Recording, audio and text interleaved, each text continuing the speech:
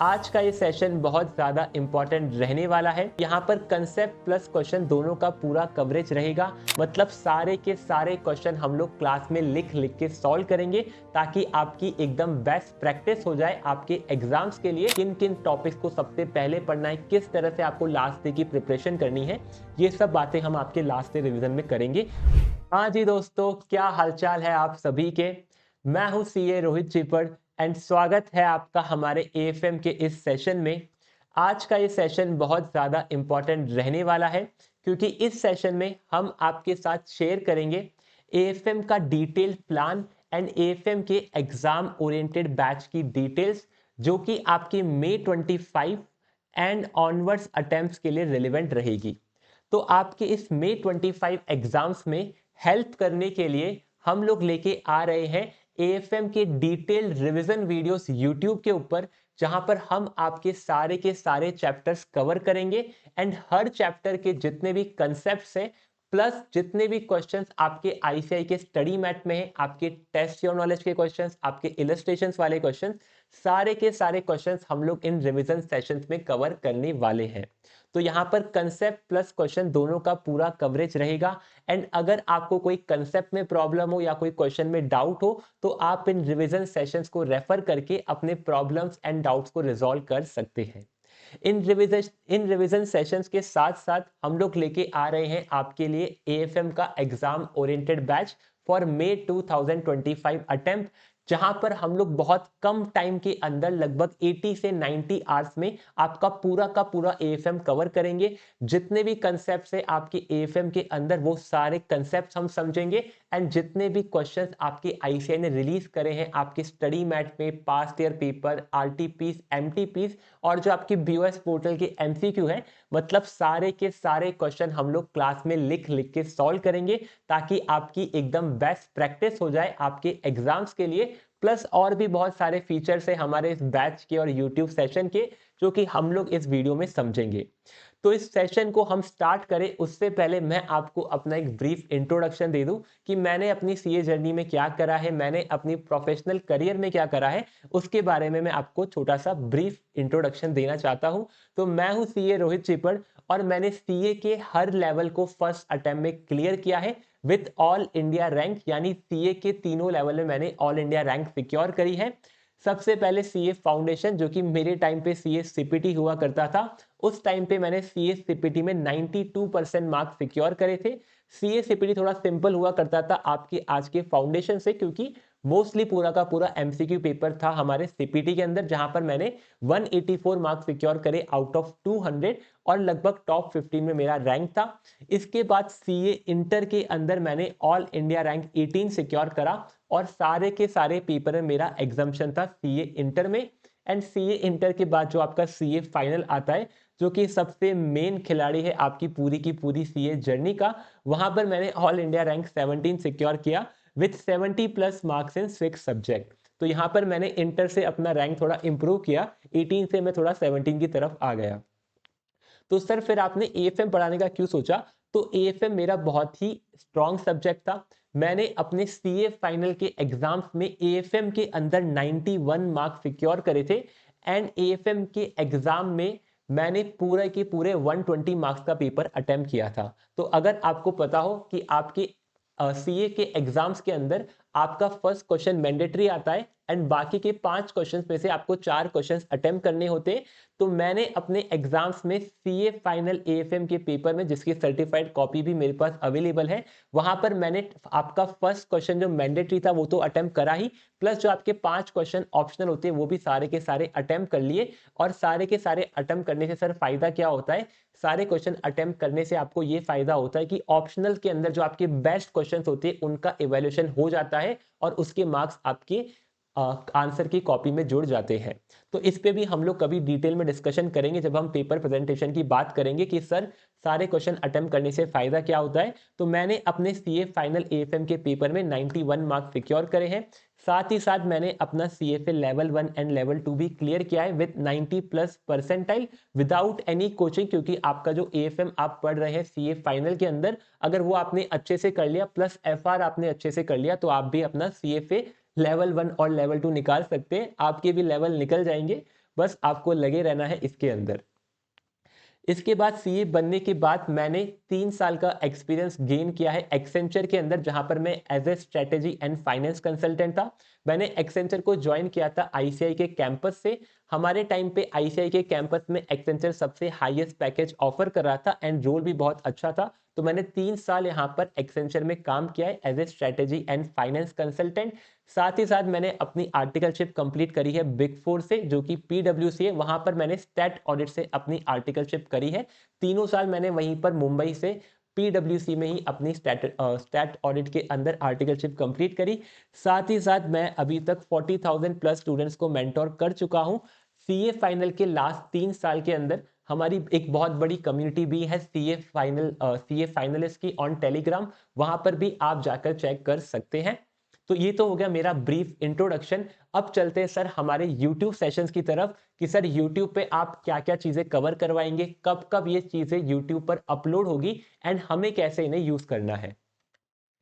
तो YouTube sessions हमने कुछ इस तरह से प्लान कर रखे, जैन से लेके आपके एग्जाम तक हमने सारे के सारे सेशन प्लान किए। सबसे पहले हम आपके लिए लेके आएंगे एएफएम की डिटेल स्ट्रैटेजीज की, आपको सर 4 महीने किस तरह से पढ़ना है, आपको एग्जाम में किस तरह से पेपर प्रेजेंट करना है, कौन कौन से एबीसी एनालिसिस है, ये सब हम आपके लिए लेके आएंगे जैन मंथ में, ताकि आप अपनी इस पूरी की पूरी स्टडी लीव्स के ड्यूरेशन के अंदर इन सब वीडियोस को यूज करके अपने रिवीजन को अच्छे से कंप्लीट कर सके। इसके बाद हम जैन मिड से स्टार्ट कर देंगे आपकी AFM theory with memory techniques, यानी जितनी भी आपकी एएफएम की थ्योरी के क्वेश्चन है उन सबको हम लोग समझेंगे यूट्यूब सेशंस में, प्लस उन्हें हम लोग याद करेंगे विथ मेमोरी टेक्निक, ताकि अगर आपके एग्जाम में कोई भी थ्योरी का क्वेश्चन आता है उसके अंदर आप अच्छे मार्क्स सिक्योर कर सके। एंड आपकी एएफएम के अंदर लगभग 15 से लेके 20 मार्क्स का वेटेज रहता है एएफएम की थ्योरी का, और बहुत ही स्कोरिंग भी रहता है। जो आपका रीसेंट नवंबर 24 का पेपर, जो सबसे हार्ड पेपर था एएफएम का अभी तक का, उसके अंदर भी जो थ्योरी के क्वेश्चन आए थे बहुत ही सिंपल क्वेश्चन थे और रिपीटेड क्वेश्चन आए थे। तो इस पे भी आपको अच्छे से फोकस करना है। नेक्स्ट हम स्टार्ट करेंगे फैब से आपके एएफएम के जितने भी कंसेप्ट्स हैं, प्लस जितने भी आपके क्वेश्चंस है स्टडी मैट के, टीवाई के एंड इलस्ट्रेशन। तो फैब से लेके अप्रैल तक हम आपके जितने भी चैप्टर्स है उन सभी के कंसेप्ट प्लस क्वेश्चंस यूट्यूब पे अपलोड कर देंगे। यहां पर सारे के सारे क्वेश्चन स्टडी मैट से डायरेक्टली सॉल्व करेंगे। तो अगर आपके पास स्टडी मैट अवेलेबल है तो आप अपना स्टडी मैट साथ में लेके इन रिवीजन सेशंस को कंटिन्यू कर सकते हैं, ताकि आपके भी सारे के सारे क्वेश्चन रिवाइज हो जाए।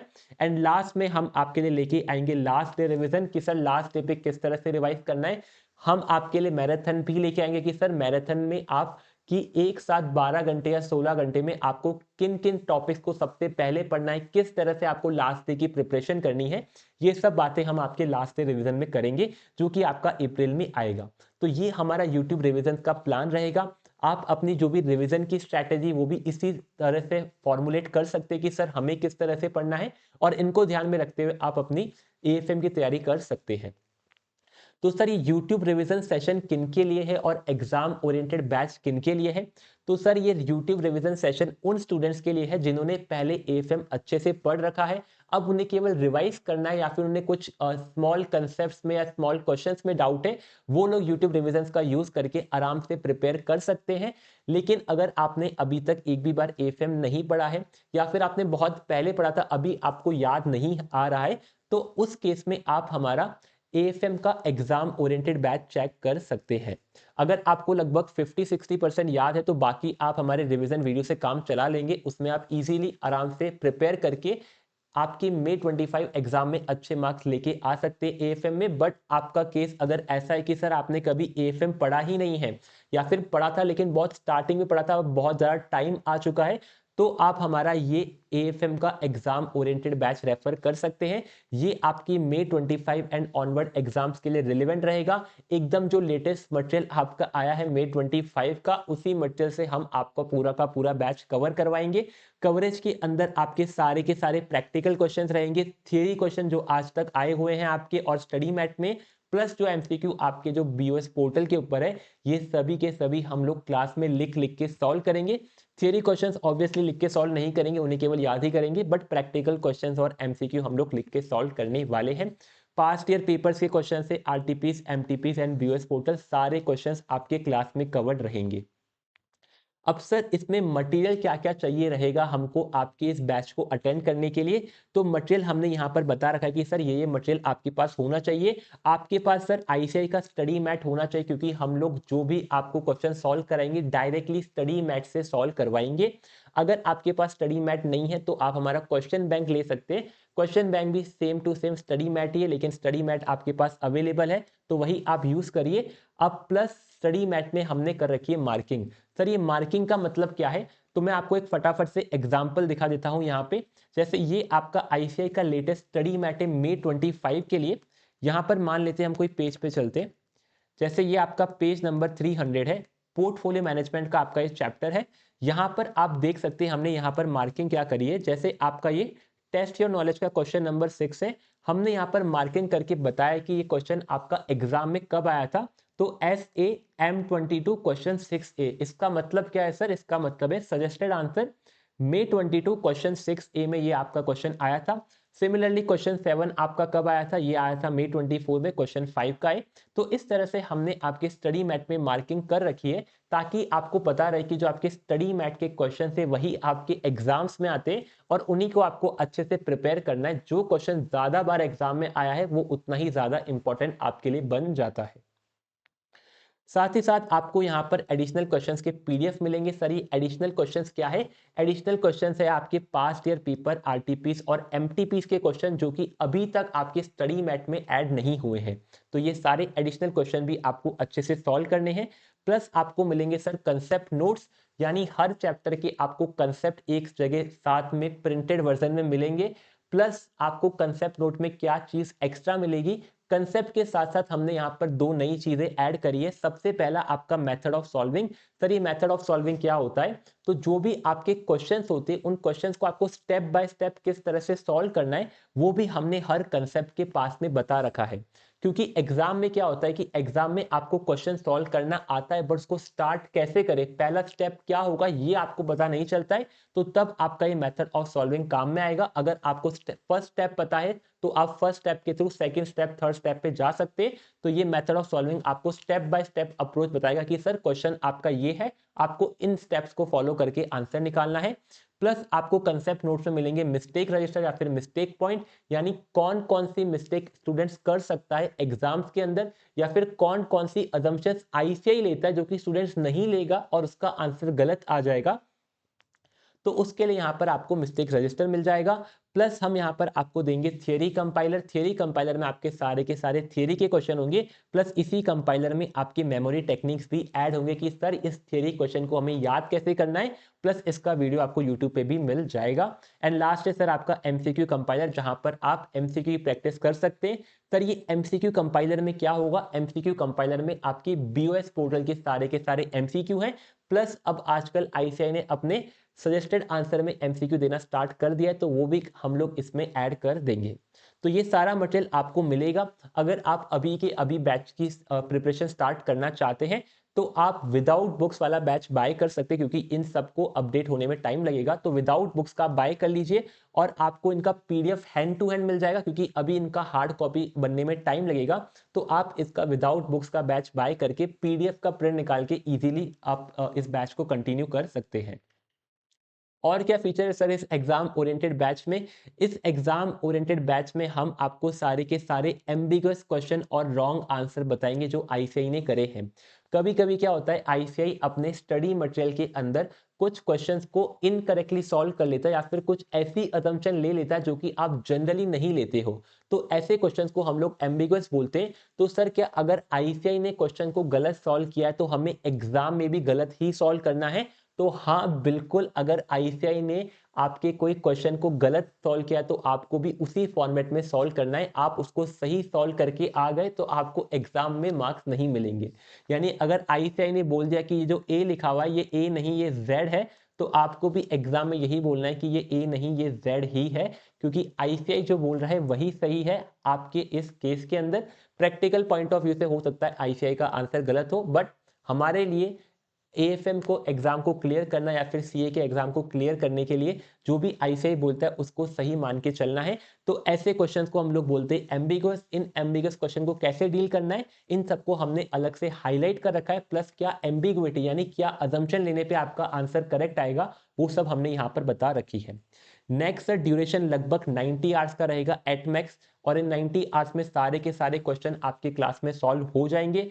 रिवीजन के लिए आपको फ्री रिवीजन सेशन मिल जाएंगे यूट्यूब के ऊपर, जो कि हम लोग स्टार्ट कर देंगे फेब से।